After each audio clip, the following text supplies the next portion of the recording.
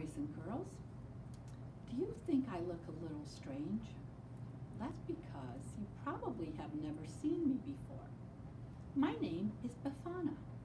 I come from Italy.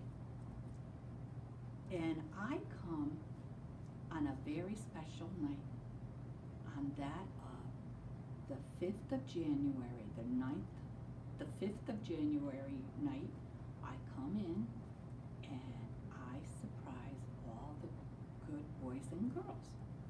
You've never heard of me? Well, let me tell you the story.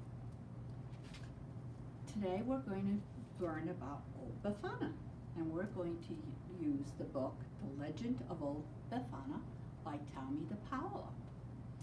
And she's kind of a grumpy old lady. She doesn't like to talk to kids. At least in the beginning she didn't. And then she realized that she was making a big mistake. And she started bringing gifts to special boys and girls in Italy. So let's get started, and we'll tell the story. Let's introduce you to Befana.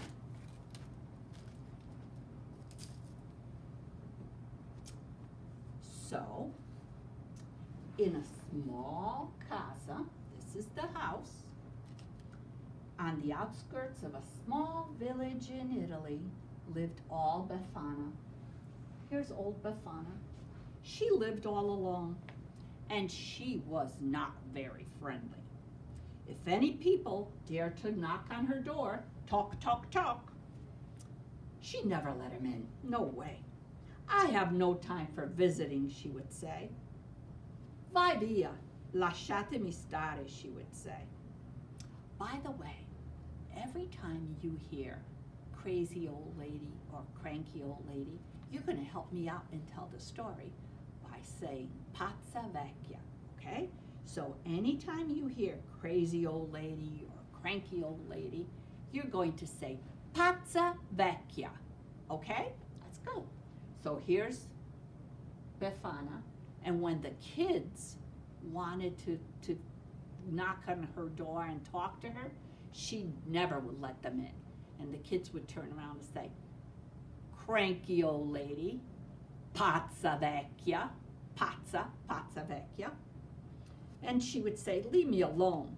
But then there was something she loved to do. She loved to use her broom, her scopa, to sweep her house. So now you're going to help me again. And every single time you hear sweep, sweep, sweep, you're going to say scopa, scopa, scopa. Because old Befana loved to clean her house. She would clean her little house, her casa. She would sweep right through the front steps all the way to the road. She was always, always clean. The other thing she liked to do a lot was cook, especially biscotti. Do you know what biscotti are? Biscotti are cookies. So she loved to make biscotti. And when she made the biscotti, some of the people would hear her singing, and they'd say, but she lives all alone. Why is she cooking all these biscotti? And they would once again say, she's just a crazy old lady. Pazza vecchia, crazy old lady. Some nights they even heard her singing lullabies, and they'd hear, dormi, dormi, bel bambino, nelle braccia della mamma. And they'd say, but she has no kids. Who's she singing to? Pazza vecchia, crazy old lady. She really, really was a crazy old lady. She was baking for kids that nobody knew she had. She was singing lullabies, and she was all alone. So of course she was, to everyone, a pazza, cranky old lady. One evening, after Befana had eaten her dinner and swept her cucina, her kitchen, nice and clean, she began to get ready for bed.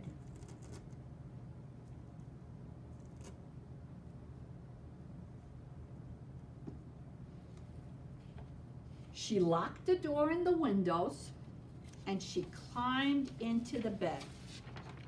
She blew out her lamp and fell asleep. In the middle of the night, Befana woke up. Something was going on. Something strange was happening. Her house wasn't dark like it always was at night.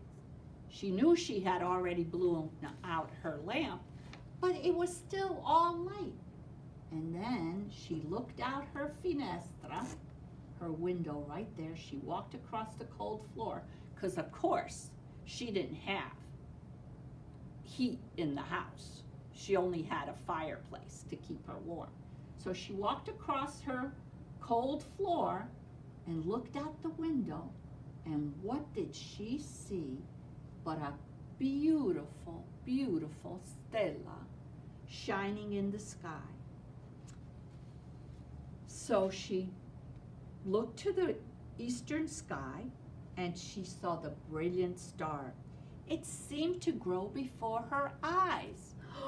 "Harumph," said old Befana, closing the shutter as quickly and tightly as she could. "How can I ever get my sleep when the dark has turned to day?" That night, she tossed and she turned, and poor Befana couldn't sleep a wink. Poveretta. At dawn, old Befana got up. She got dressed. She put on her fazzoletto. That's what she has on her head. And she put on her sciallo, because remember, she has no heat, so she's really cold. She has to wear her sciallo. She has to wear her fazzoletto all the time, because she's vecchia, and you know, old people sometimes get a little colder than the young kids like you do. Okay, so she put it on. She ate her breakfast, and you know, in Italy, they don't have the old, especially the older people, they don't have cereal with milk and all that. Do you know what they have? They have caffè latte, or a cappuccino, which is steamed milk with coffee. And she, remember, she bakes a lot. So she bakes her biscotti. So in the morning, when she eats her breakfast, do you know what she has? She has the big cup of caffè latte, and she dunks her biscotti in it. Did you ever do that? They're so deliziosi. They're so good. I love doing that in the morning. That's usually my favorite breakfast. Forget cereali. I don't want cereal. I want my biscotti and my caffè latte. Lots of latte, and very, very poco caffè. So that's her breakfast. She ate her breakfast, and of course, she took her broom. That broom was with her all the time. She, as she did every day, she swept her little house, and her casa was really piccola. She swept the front step, and she swept all the way down the road. But then, all of a sudden, she stopped. She heard something. Wow, what could that be? What do you think it is? Listen, she says, "Oh, my ears. I'm such an old lady. I can't hear very well." And of course, do you think I want to put hearing aids in? Of course not. So it must be because I'm really having a hard time here. But it sounded kind of funny. It sounded like campane, like bells. Could it be that she was hearing bells? Who knows?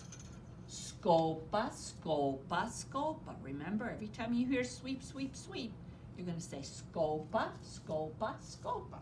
So she kept on sweeping, and she heard those bells again. She said, "It must be the birds singing, uccelli. They're singing, you know, they sing, especially in the morning." Scopa, scopa, scopa. My old ears must be playing tricks on me, she said. But then, suddenly, over the hill came the most glorious procession she had ever seen. She went to look, and all of a sudden, the procession stopped. And what do you think happened? She sees camels, cameli, cavalli, horses, and even elefanti, elephants. She saw this brilliant procession coming down the road. She said, "Who are you?" The three kings got down from their saddle and came up to a frowning old Befana. And so it was Re numero uno, the first king, Re numero due, all in rosso, in red, and Re numero tre, in giallo, or yellow. And they were beautifully clad. They had on such beautiful robes. And look at the jeweled stones on their crowns. They were definitely very rich. And you know, old Befana is very povera. The first king said, "Per favore, please, is this the way to Bethlehem?" "How can I say?" said frowning old Befana. "I never heard of it." And she began to sweep, scopa, scopa, scopa, again. "We're searching for the child," said the second king, Re numero due. "Do you know of him?" "There are many children," said old Befana, sweeping still, scopa, scopa, scopa. "But this is a king," said the third, Re numero tre. "I know nothing of royal matters," she said, "but our books have told us that when a bright new star shines up, the king is born in Bethlehem." Old Befana frowned. "Yeah, I saw the star last night. It kept me awake all night. I couldn't sleep a wink. It was awful. I am so stanca now, and I have all the sweeping still to do. Now, if you will excuse me, I have work to do. I have to sweep. Sweep, sweep, sweep. Scopa, scopa, scopa." The procession started up again, and they went by old Befana. The first king, and the second king, and the third king went. But then there was a little boy who stopped in front of old Befana and asked her, "Why don't you come with us? We're going to go and bring him gifts. He comes for the poor." Old Befana looked at the little boy, and she paused her scopa with her scopa and stopped sweeping. And she said, "I'm a povera. I don't think he comes for me." She was muttering, and she just started to scopa, scopa, scopa. A child king. Only a child. Old Befana went back into her house, and she watched that procession go by. She said, "Even if I wanted to go and see him, I don't have any gifts to bring him. Maybe I should stop the sweeping and come up with something for me to take to him. What can I take for him? Maybe." She thought a little bit, and then she got an idea. She went into her pantry and got some flour, got some sugar and butter, and she began to cook her famous she baked her famous biscotti, the ones that she loved to have for colazione every morning, the ones that she wanted to have for breakfast every morning. She blew on the fire and added some wood, and she began to sing. La, la, la, la, la, la, la. For the first time, she was really happy.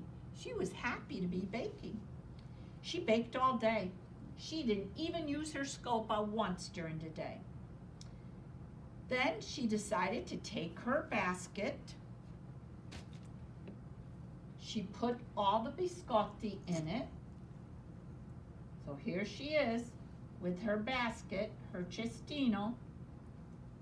And of course, she has to take her scopa with her. And as she said, let me take my scopa with me, because when I find that baby, his mama is going to be really tired, and maybe I could clean the house for her. But she hadn't swept all day. It won't take me long, she says. She put down her basket. Oh, she took down her basket, put it aside, took her broom, her scopa, and she began to scopa. Scopa, scopa, scopa. She swept her little house, she swept her front step, and she even swept her walk all the way down the road. Then she went and locked her door, picked up her basket,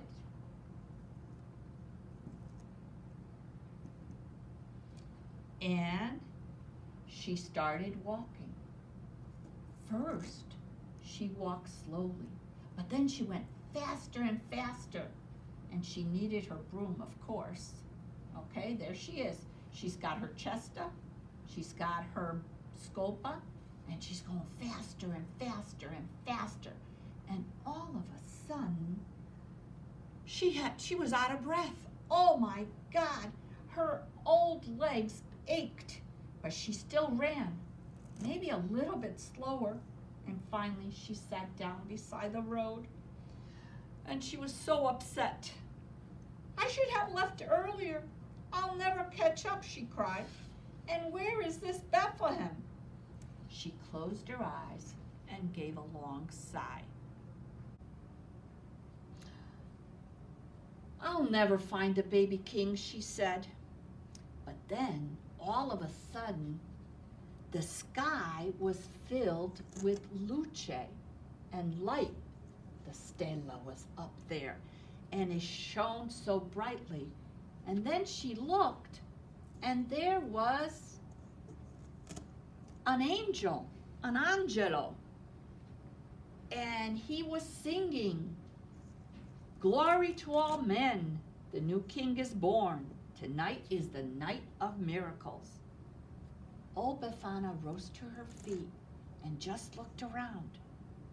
And she said, "But please, tell me, do you know where I can find him? I've got biscotti to bring to him. I'm going to bring him gifts too. Help me find him." And again, she heard, "This is the night of miracles." The angel sang once more. And then she said, "Aspetta, aspetta, come on, tell me where I can find him." And she began to feel lighter and lighter.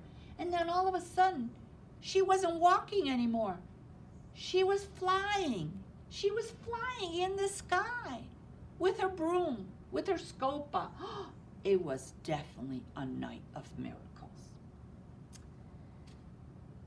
Old Befana, unfortunately, she never caught up. She never found the child in Bethlehem, but to this day, she's still searching. So every night, every year, on January 5th, the night of January 5th, old Befana goes on the trip again.